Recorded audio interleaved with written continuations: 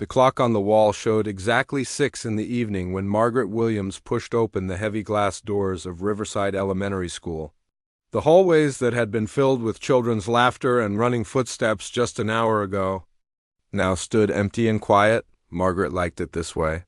The silence gave her peace, and she could work without anyone watching her every move. She pulled her cleaning cart from the storage closet, the wheels making a soft squeaking sound as they rolled across the polished floor. At 45 years old, Margaret had been doing this same routine for 3 years now.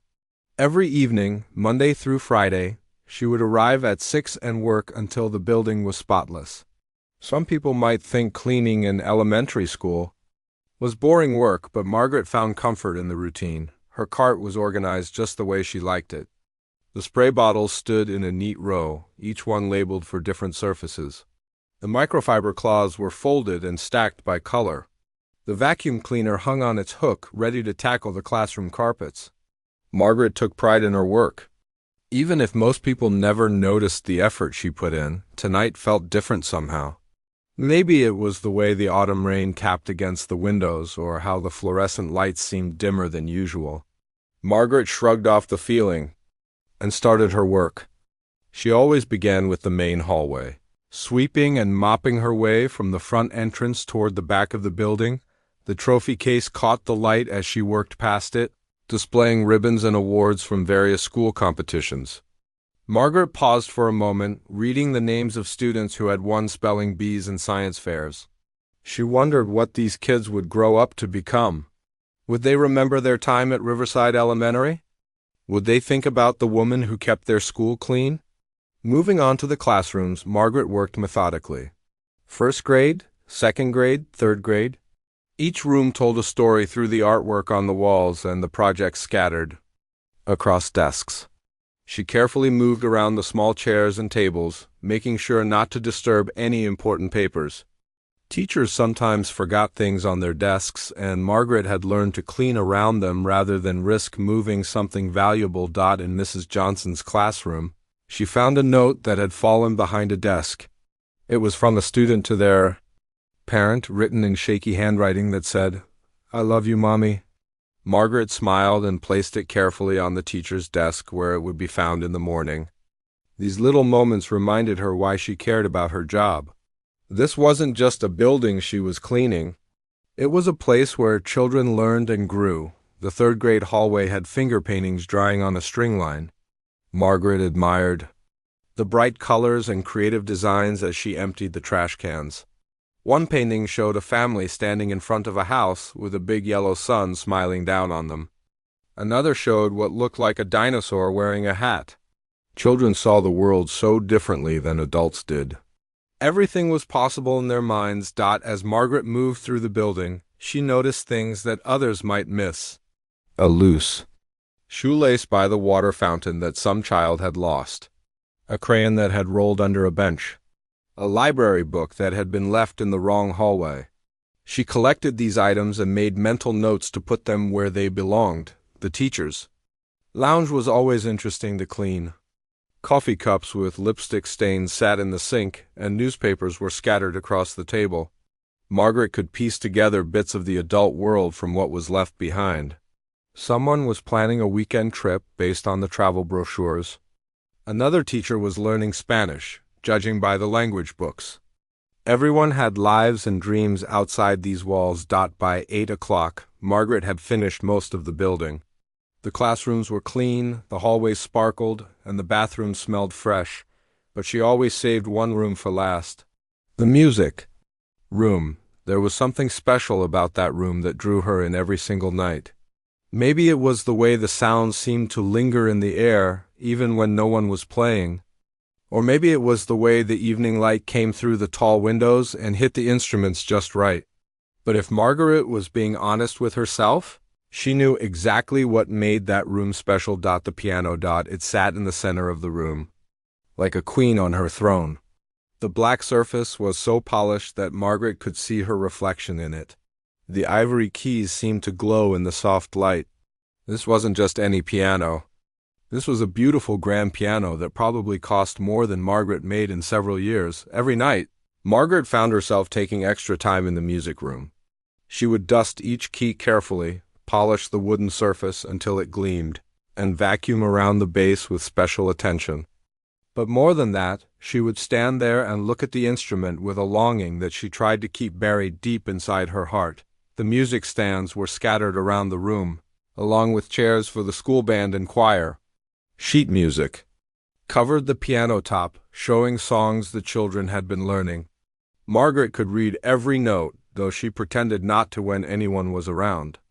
She would carefully move the papers to clean underneath, always putting them back exactly where she found them. Sometimes, when she was sure no one else was in the building, Margaret would let her fingers hover just above the keys. She never actually pressed them down. That would be crossing a line she wasn't ready to cross. But she could imagine the sounds they would make, the melodies that could flow from those black and white keys. The security guard, Mr. Peterson, would usually stop by around 9:30 to check on things. He was a kind man who always asked about Margaret's day and sometimes shared stories about his grandchildren. Tonight was no different. He poked his head into the music room just as Margaret was finishing up. "Working late again, Margaret?" he asked with a friendly smile. "Just making sure everything's perfect for the children tomorrow," she replied, pushing her cart toward the door. "You do good work," Mr. Peterson said. "This place never looked better." Margaret appreciated the compliment, but she was eager to finish her routine.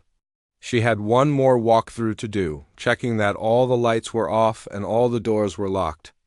Then she could go home to her small apartment, heat up some leftover soup, and maybe read a few pages of her book before bed.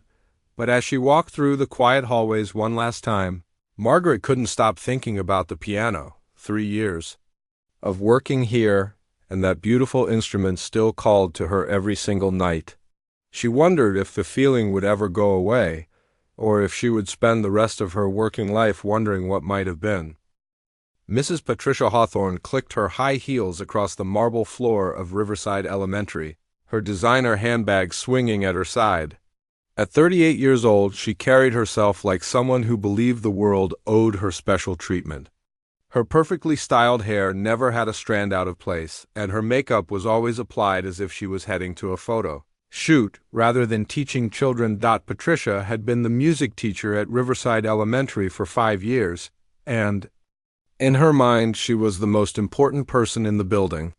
She often told people at dinner parties that she was shaping young minds through the power of classical music. What she didn't mention was how little patience she had for students, who couldn't keep up with her demanding pace this particular morning. Patricia was already in a bad mood.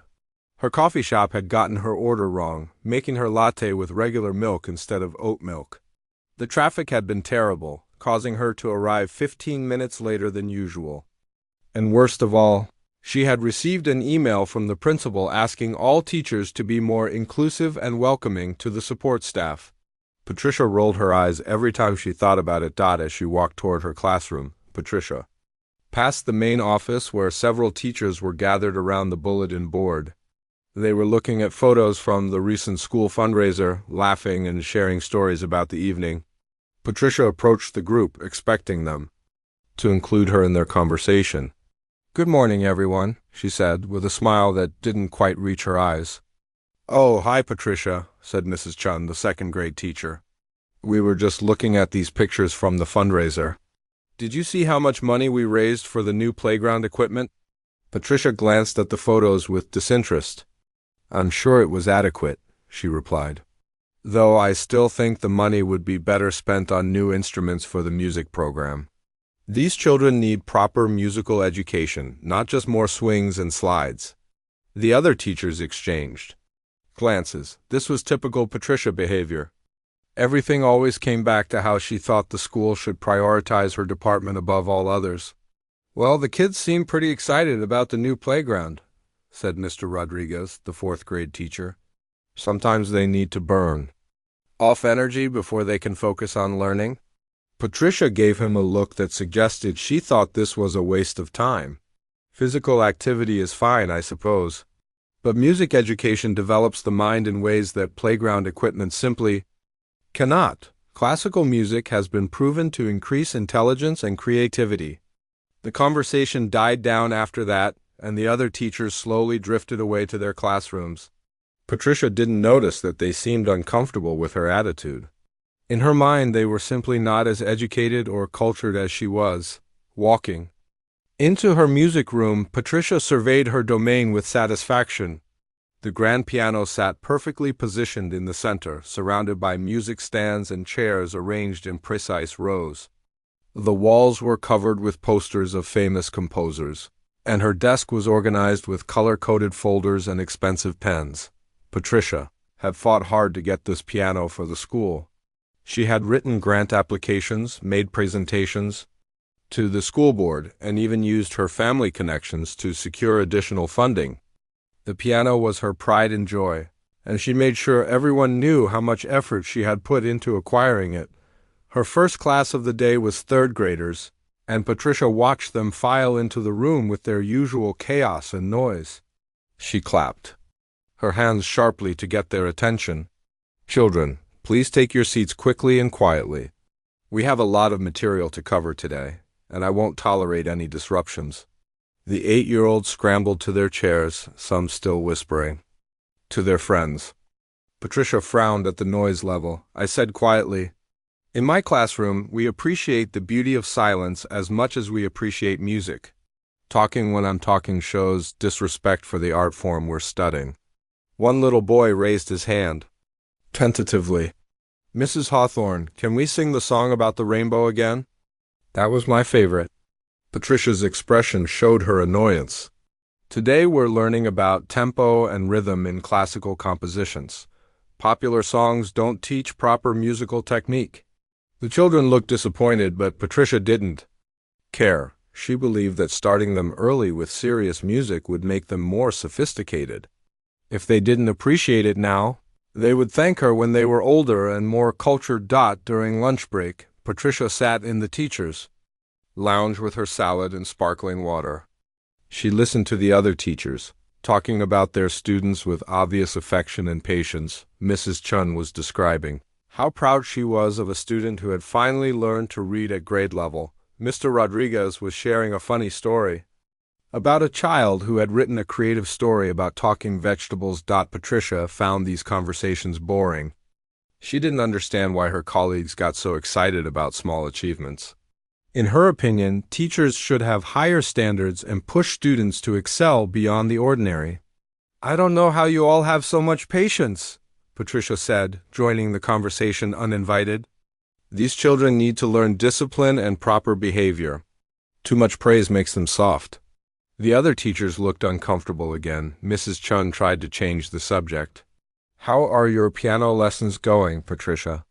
I heard some beautiful music coming from your room yesterday." Patricia brightened immediately. This was her favorite topic. "I'm working with a few select students who show real potential. Not every child has the natural ability for serious music, of course. It takes a certain level of intelligence and refinement. I think all kids have some kind of musical ability," said Mrs. Foster, the kindergarten teacher. "They just need encouragement and the right approach." Patricia shook her head with a superior smile. "That's a lovely sentiment, but not realistic. Musical talent is a gift that only some people possess. It's important to identify those children early and give them proper training rather than wasting time on students who will never progress beyond basic level." The conversation ended awkwardly, and Patricia didn't understand why the other teachers seemed to disagree with her obviously correct assessment. Later that afternoon, Patricia was staying late to prepare materials for the next day. She prided herself on being thoroughly prepared for every lesson, though her preparation usually involved making sure students understood how privileged they were to learn from someone with her qualifications. As she organized sheet music at her desk, Patricia heard the familiar sound of wheels rolling down the hallway. She knew it was the night janitor starting her shift. Patricia had noticed this woman many times over the past 3 years, but had never bothered to learn much about her. In Patricia's mind, support staff were essentially invisible unless they were directly helping her with something. What Patricia had noticed, and what bothered her more than she cared to admit, was the way the janitor always lingered in the music room. The woman would take much longer cleaning this room than any other, and Patricia had caught her several times. Standing near the piano with an expression that looked almost longing, Patricia found this presumptuous and irritating. The idea that someone with no education or musical training would dare to admire her beautiful piano struck her as inappropriate. The piano was a serious instrument that required years of study to appreciate properly. What could a janitor possibly understand about its value or significance? This evening, Patricia decided she had tolerated this behavior long enough. It was time to make it clear that some people needed to know their place. The clock in Patricia's music room showed 7:30 when she heard the familiar squeak of cleaning cartwheels getting closer. For weeks now, she had been watching and waiting for the right moment to address what she saw as inappropriate behavior. Tonight felt like the perfect opportunity to make her point clear. Patricia had been grading papers at her desk, but really she was planning exactly what she would say. In her mind, she was doing everyone a favor by putting the janitor in her proper place. People needed to understand boundaries, and someone with Patricia's education and position had a responsibility to maintain order. The sound of the cart stopped just outside her door, and Patricia could hear the janitor organizing her cleaning supplies. Patricia stood up and smoothed her skirt, preparing herself for what she considered would be a necessary conversation. She walked to her classroom door and opened it. Margaret was kneeling beside her cart, sorting through different bottles of cleaning solution. She looked up when she heard the door open, and Patricia noticed something in the woman's eyes that she hadn't expected. Instead of the blank stare she assumed all janitors would have, there was intelligence there, and something else too. Something that looked almost like sadness. "Excuse me," Patricia said in her most authoritative voice. "I need to speak with you about something." Margaret stood up slowly, wiping her hands on a clean towel. "Yes, ma'am. Is there a problem with my cleaning?" Patricia was surprised by how well the woman spoke. She had expected broken English or poor grammar, but Margaret's voice was clear and educated sounding. This somehow made Patricia even more irritated. "It's not about your cleaning exactly," Patricia said, stepping closer. "I've noticed that you spend an unusual amount of time in my music room, much longer than you spend in other classrooms." Margaret's face showed confusion. "I'm sorry if I'm taking too long. I try to be thorough, but I can work faster if you prefer." "That's not the point," Patricia replied, her voice getting sharper. "I've seen you looking at my piano. Standing there staring at it like—" She paused, searching for the right words. "Like you think you have some connection to it." The accusation hung in the air between them. Margaret's face flushed slightly and she looked down at her feet. Patricia felt a surge of satisfaction. She was right to call this out. "I apologize if I seemed inappropriate," Margaret said quietly. "I was just admiring how beautiful it is. I'll be more efficient in the future." But Patricia wasn't satisfied with this response. Something about the way Margaret had said "beautiful" bothered her. It was the same tone Patricia used when talking about classical music, almost reverent. How dare this woman pretend to appreciate something so far above her understanding? "You know," Patricia said with a cold smile, "I'm curious about something." "What exactly do you think you know about piano music?" Margaret looked up, surprised by the question. "I'm sorry?" "Piano music," Patricia repeated slowly, as if speaking to a child. "You seem so fascinated by my instrument. I'm wondering what someone in your position thinks they understand about classical music." Down the hallway, Patricia heard voices. Several teachers were still in the building, probably finishing up their own work for the evening. Patricia's mind began forming an idea that excited her. This could be even better than a private conversation. "Wait, right here," Patricia told Margaret. "Don't move." She walked quickly down the hallway toward the voices. In the main office area, she found Mrs. Chun packing up her teaching materials, Mr. Rodriguez updating his bulletin board, and Mrs. Foster organizing supplies for tomorrow's art project. "Oh, good, you're all still here," Patricia said with false brightness. "I have something I think you'll find interesting. Could you come to the music room for just a moment?" Mrs. Chun looked tired. I was hoping to get home soon, Patricia. Can it wait until tomorrow? It will only take a few minutes, Patricia insisted. Trust me, you'll want to see this. Something in Patricia's tone made the other teachers uncomfortable, but they followed her anyway.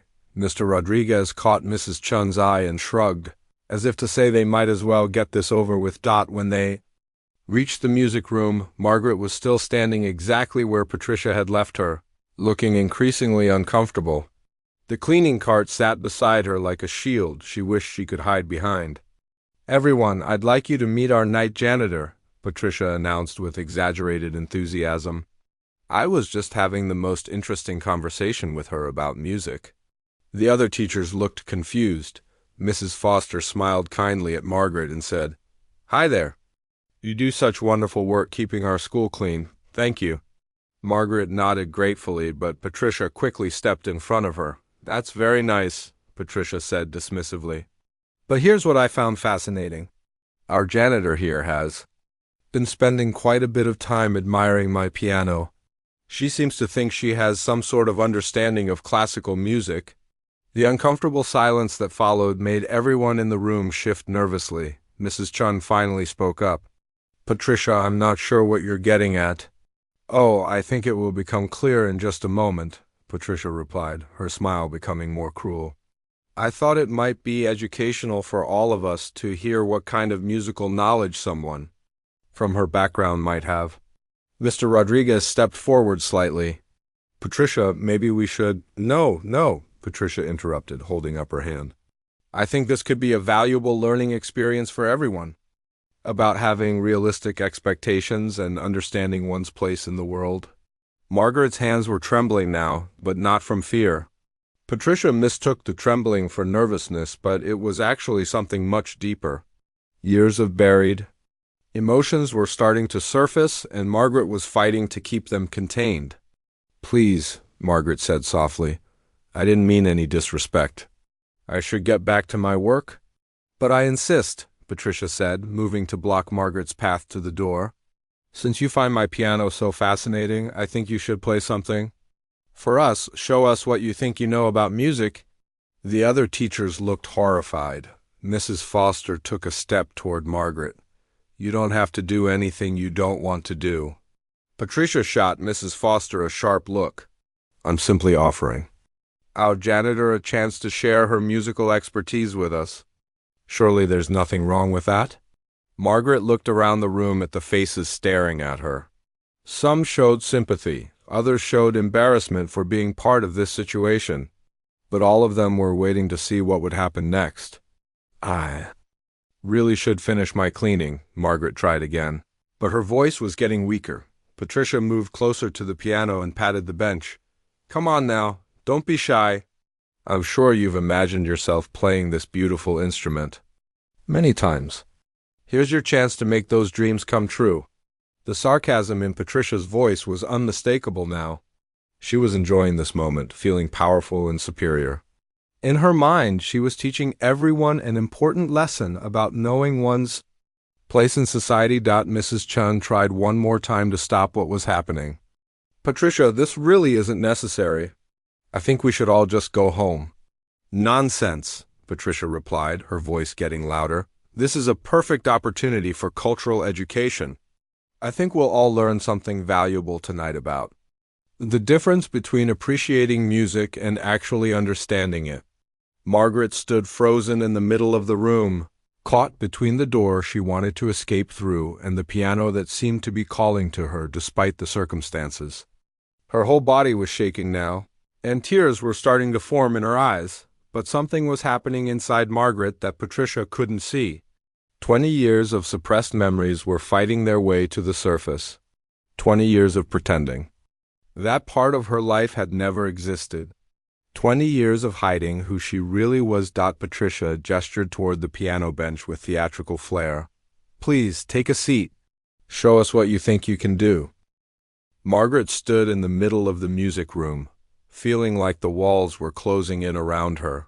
Her heart was pounding so hard she was sure everyone could hear it. The faces staring at her seemed to blur together except for Patricia's cruel, Smile that remained crystal clear. Time seemed to move in slow motion as Margaret looked at the piano bench. It was just a few steps away, but it felt like miles. Every part of her wanted to run out of that room, grab her cleaning cart, and never come back to this school. But her feet wouldn't move. Something deeper was holding her there, something she had tried to bury for so many years. Mrs. Chun cleared her throat and tried once more to stop what was happening. Patricia, I really think this has gone far enough. We should let her get back to her work. Oh, come now, Patricia replied, with fake sweetness. Where's your sense of curiosity? Don't you want to hear what our janitor thinks music sounds like? Mr. Rodriguez shifted uncomfortably and looked at his watch. I should really be getting home to my family. This will only take a moment, Patricia insisted, never taking her eyes off Margaret. I'm sure our friend here can play us a simple children's song, maybe Twinkle, Twinkle, Little Star. That should be within her capabilities. The condescending tone in Patricia's voice made Margaret's cheeks burn with embarrassment. But underneath the humiliation, something else was stirring, a feeling she hadn't experienced in decades. It was anger, but not the kind that makes you want to shout or throw things. It was the quiet, deep anger that comes from years of being underestimated and ignored. Mrs. Foster stepped closer to Margaret and spoke softly. You really don't have to do this. We can all just leave right now. Margaret looked into the kind teacher's eyes and saw genuine concern there. For a moment, she almost took the escape that was being offered. But then she glanced back at Patricia, who was practically glowing with satisfaction at the discomfort she was causing. It's okay, Margaret said quietly, surprising everyone including herself. I'll play something. Patricia clapped her hands together with delight. Wonderful. I knew. You wouldn't disappoint us. As Margaret took her first step toward the piano, memories began flooding back like a dam had burst inside her mind. She remembered being 7 years old and begging her grandmother to let her touch the old upright piano in their living room. She remembered the first time she had successfully played a complete song.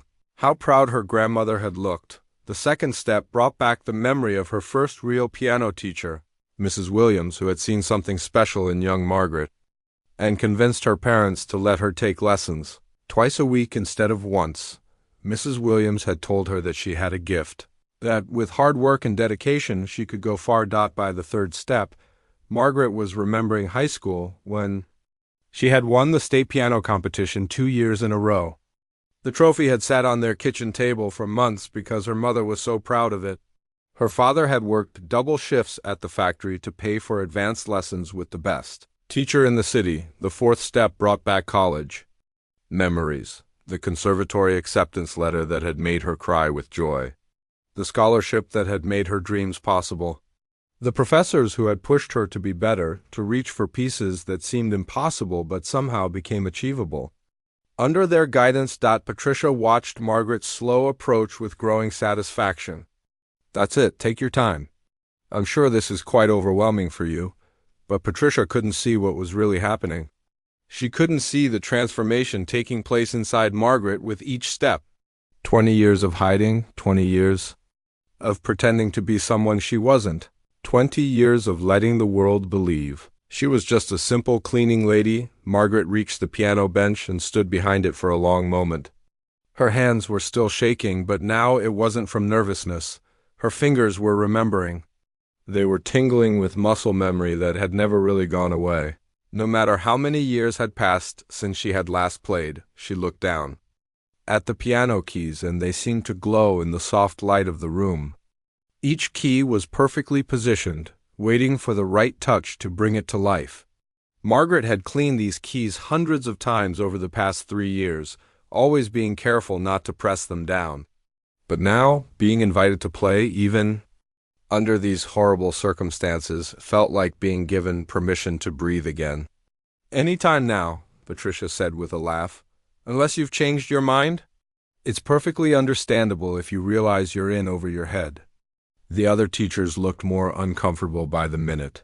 Mrs. Chun was looking at the floor, clearly wishing she had left earlier. Mr. Rodriguez was checking his phone, probably hoping for some excuse to leave. Mrs. Foster was still standing close to Margaret, ready to offer support if needed. Margaret slowly sat down on the bench, adjusting it slightly to the right height. The motion was automatic, something she had done thousands of times in her previous life. Patricia noticed the adjustment and frowned slightly. Most people wouldn't know to adjust the bench height for optimal playing position. "Interesting," Patricia said with a hint of suspicion in her voice. "You seem to know about bench adjustment. Have you sat at a piano before?" Margaret looked up at her tormentor and spoke quietly, once or twice. The simple answer seemed to satisfy Patricia, who probably assumed Margaret had sat at a piano in a church or at a friend's house, maybe plunking out a few random notes. Margaret placed her hands on her knees and took a deep breath. She could feel the weight of everyone's eyes on her, but she was starting to care less about their expectations. Something much more important was happening inside her. For the first time in 20 years, she was sitting at a piano with permission to play. Her mind wandered back to the last time she had performed in public. It had been her senior recital at the conservatory, just months before everything in her life had changed. She had played a challenging program that night, including pieces by Chopin, Bach, and Debussy. The audience had given her a standing ovation. That lasted nearly 5 minutes. That was the night Professor Harrison had told her she had what it took to pursue a professional career as a pianist. He had talked about competitions she could enter, managers who might be interested in representing her, concert halls where she could perform. The future had seemed so bright and full of possibilities, but life had other plans. Her father's accident at the factory had changed everything overnight. Someone needed to work to support the family, and Margaret's dreams of concert halls and recording contracts had disappeared as quickly as they had appeared. Margaret looked down at her hands, resting on her knees. They were different hands now than they had been 20 years ago. There were calluses from years of cleaning work, small scars from accidents with cleaning chemicals, lines and spots that showed the passage of time. But underneath all of that, they were still a pianist's hands. She lifted her right hand and held it above the keys, hovering just inches from the surface. Patricia leaned forward with anticipation, expecting to hear some fumbling attempt at a simple melody. "Go ahead," Patricia encouraged with false kindness. "Don't be shy. We're all very interested to hear what you can do." Margaret closed her eyes and let herself remember who she used to be. Not Margaret the janitor, not Margaret the woman who had given up her dreams, but Margaret the pianist who had once made beautiful music fill concert halls. When she opened her eyes again, something had changed. Her posture was straighter, her breathing was deeper, and there was a look of determination on her face that none of them had seen before. Patricia was still smiling, but there was something in Margaret's expression that made her slightly uneasy. The other teachers had stopped fidgeting and were watching with genuine curiosity now. Margaret placed both hands on the keys without pressing them down, feeling the smooth surface under her fingertips. For just a moment it was as if the last 20 years had never happened. Margaret's fingers found their positions on the keys as if they had never left. The muscle memory that had been sleeping for 20 years suddenly awakened, and her hands knew exactly where to go. She took one more deep breath, and then she began to play. The first notes that came from the piano were not the fumbling sounds that Patricia had expected to hear. Instead, a rich, complex melody filled the room, each note perfectly placed and beautifully shaped.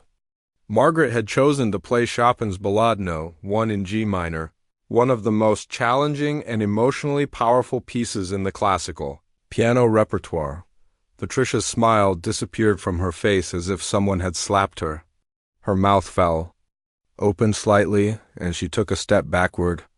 This wasn't possible. This couldn't be happening. The woman she had dismissed as just a janitor was playing music that Patricia herself struggled with, and playing it with a skill that was absolutely breathtaking. The opening phrases of the Chopin piece flowed from Margaret's fingers like water, each note singing with a clarity and emotion that filled every corner of the room. Her left hand moved in perfect coordination with her right, creating a foundation of harmony that supported the soaring melody above. Mrs. Chun stopped looking at the floor and raised her head, her eyes wide with amazement. She had heard this Piece before in concert halls, played by professional musicians who had trained their entire lives for such moments. But somehow, hearing it played by someone she had passed in the hallways every day without really seeing made it even more powerful. Margaret's eyes were closed now, and her whole body was moving slightly with the music.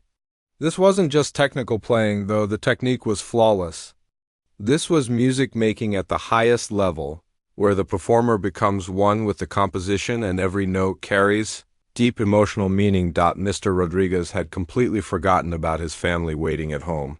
He found himself leaning against the wall, mesmerized by what he was witnessing. He didn't know much about classical music, but he could tell that something extraordinary was happening in front of him. The passion and skill on display were undeniable. As the piece moved into its more complex middle section, Margaret's fingers danced across the keys with increasing intensity. The music began to tell a story of struggle and triumph, of dreams lost and found again. Her hands moved with lightning speed through the most difficult passages. Never missing a note, never hesitating for even a moment, Patricia felt her legs go weak, and she had to grab onto a music stand to steady herself. She recognized every note of this piece because she had spent months trying to learn it herself, only to give up when it proved too difficult for her to master. Watching Margaret play it with such ease and artistry was like watching someone casually lift a weight that Patricia couldn't even budge. Mrs. Foster had tears starting to form in her eyes. She didn't understand all the technical aspects of what she was hearing, but she could feel the emotion pouring out of the music. It was as if Margaret was telling her life story through these notes, sharing 20 years of hidden pain and suppressed dreams. The melody rose and fell like ocean waves, sometimes gentle and contemplative, other times powerful and dramatic. Margaret's touch on the keys varied from whisper-soft to thunderously bold, painting colors and textures that seemed impossible to create from just 88 black and white keys halfway through the piece. During a particularly beautiful and tender passage, Mrs. Chen realized she was crying. The music was so moving, so perfectly expressed, that it reached something deep inside her heart. She looked around the room and saw that she wasn't the only one being affected this way. Patricia was still holding on to the music stand, but now it was for different reasons. The shock had worn off slightly, and in its place came a crushing realization of how wrong she had been, not just about Margaret, but about everything. Her assumptions, her prejudices, her belief that education and background determined a person's worth and abilities. Margaret's playing grew more intense as the piece built toward its climax. Her fingers flew across the keys with incredible speed and precision, creating cascades of notes that seemed to tumble over each other in perfect mathematical harmony.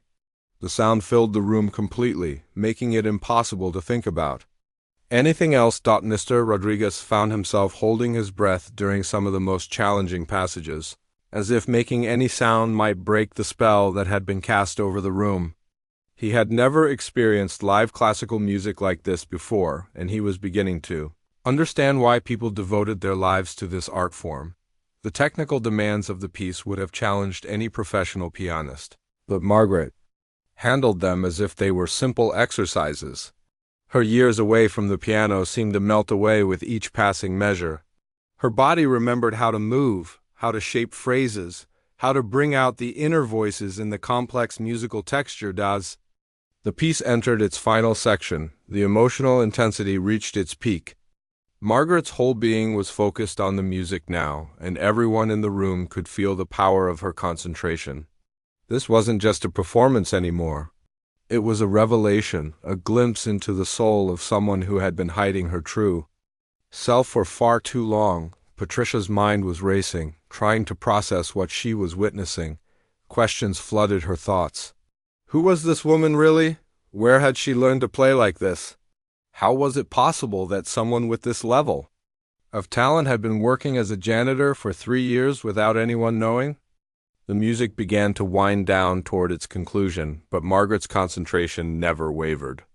Each note in the final phrases was perfectly controlled, expressing a deep sense of resolution and peace. It was as if she was making peace with her past, accepting what had been lost while celebrating what could never be taken away. Mrs. Foster wiped the tears from her cheeks, not caring if anyone saw them. She had just witnessed something miraculous, something that would change her understanding of what it meant to truly know another person. How many other people did she pass by every day without really seeing who they were? The last notes of the Chopin Ballade hung in the air like a prayer, gradually fading into silence that felt sacred.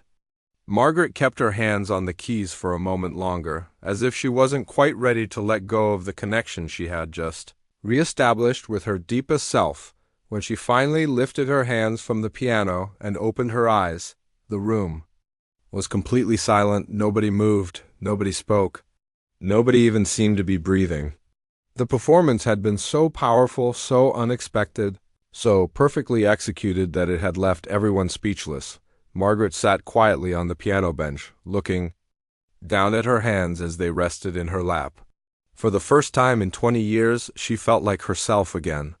Not Margaret the janitor, not Margaret the woman who cleaned classrooms and emptied trash cans, but Margaret the musician, Margaret the artist, Margaret the woman who could create beauty that moved people to tears. Patricia was the first to break the silence, but not with words.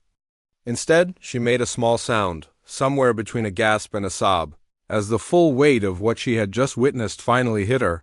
The woman she had tried to humiliate, the person she had dismissed as unworthy of her notice, had just delivered one of the most beautiful musical performances any of them had ever experienced.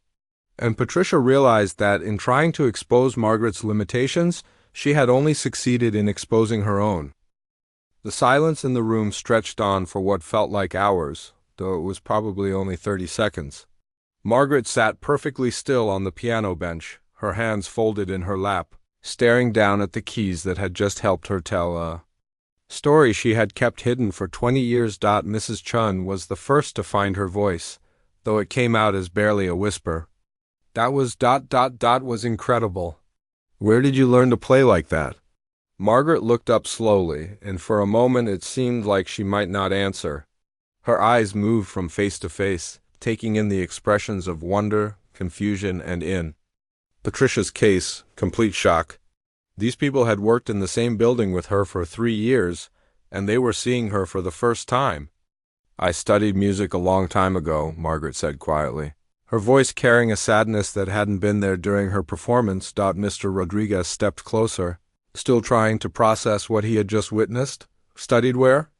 That wasn't just studying, that was professional level playing.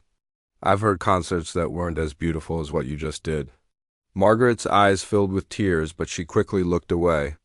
It doesn't matter now. That was a different life. But Mrs. Foster wasn't going to let her dismiss it so easily. She moved to sit in one of the small chairs near the piano, bringing herself closer to Margaret's eye level. It does matter. What you just shared with us matters very much. That kind of talent doesn't just appear from nowhere. Patricia finally found her voice, though it sounded nothing like the confident, superior tone she had used earlier. I don't understand. If you can play like that, then why are you... She stopped herself, realizing how the question would sound. Why am I cleaning floors instead of playing in concert halls? Margaret finished the question for her without any bitterness in her voice. Life doesn't always go the way we plan it. The pain in Margaret's voice was so clear that even Patricia felt ashamed of her earlier behavior. Mrs. Chun moved closer too, creating a small circle around the piano bench. Would you tell us what happened? Only if you want to, of course. Margaret was quiet for a long moment, her fingers unconsciously moving as if she was still playing. Finally, she began to speak, her voice soft but steady. 25 years ago, I was accepted to the Eastman Conservatory, full scholarship. I had been playing piano since I was 6 years old, and music was my whole world. My grandmother was the one who first taught me. She had an old upright piano that was probably 50 years old, but to me it was the most beautiful instrument in the world. She smiled slightly at the memory, and for a moment her face looked younger. My parents worked 2 jobs each to pay for my lessons after my grandmother passed away. They believed in my dream, even when it meant they had to sacrifice their own wants and needs. Mrs. Foster nodded encouragingly. That must have meant everything to you. It did, Margaret continued. At the conservatory, I studied with some of the best teachers in the country. Professor Martinez told me I had the potential to compete at the international level. I was planning to enter the Van Cliburn competition after graduation. I practiced 8 hours a day, sometimes more. Mr. Rodriguez couldn't hide his amazement. The Van Cliburn competition? That's one of the most prestigious piano competitions in the world. I know it probably sounds impossible now, Margaret said with a sad smile. But back then, it felt like my destiny. I had already won several smaller competitions. My senior recital was scheduled for April of my final year. I had chosen an incredibly difficult program, Chopin, Rachmaninoff, some contemporary pieces that most students wouldn't even attempt. Patricia felt like she was in a dream. The woman she had dismissed as uneducated was talking about composers and competitions that Patricia herself could only dream of reaching. What happened? She asked, though her voice was now full of genuine concern rather than cruelty. Margaret's expression grew darker. 3 months before my graduation, my father had an accident at the steel mill where he worked.